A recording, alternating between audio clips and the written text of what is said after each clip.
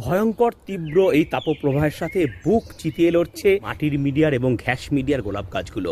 কারোর পাতা পুড়ে যাচ্ছে, কারোর পাতা একেবারে বাদামি হয়ে যাচ্ছে, পাতা শুকনো হয়ে, ডাল শুকনো হয়ে গাছ প্রতি মুহূর্তে মৃত্যুর কোলে ঢলে পড়ছে। আমরা 4 বার করে গাছের পাতায় জল স্প্রে করছি, গাছগুলোকে রেখেছি এরকম গ্রিন নেটের নিচে, তবু কিছুতেই গাছগুলোকে আমরা ভালো করতে পারছি না। আজকের শর্ট ভিডিওতে আমরা দুটো সিক্রেট টিপ শিখব। নাম্বার 1, এই অ্যাজক্সিস্ট্রবিন এবং ডিফানোকোনোজল সমৃদ্ধ যে কোনো ফাঙ্গিসাইড 1 ml 1 লিটার জলে গুলে তার সাথে 1 গ্রাম প্ল্যান্টোমাইড মিশিয়ে দিয়ে প্রত্যেক সপ্তাহে একবার করে ভালো করে গোলাপ গাছের পাতায় স্প্রে করুন। নাম্বার 2, ল্যাবরেটরি গ্রেডের সালফিউরিক অ্যাসিড 1 ফোঁটা 1 লিটার জলে সারা রাত ধরে ভিজিয়ে 250 ml প্রত্যেক সপ্তাহে একবার করে গাছের গোড়ায় দিন। এই দুটো জিনিস করতে পারলে আপনার গাছ সুন্দর হতে বাধ্য বন্ধুরা।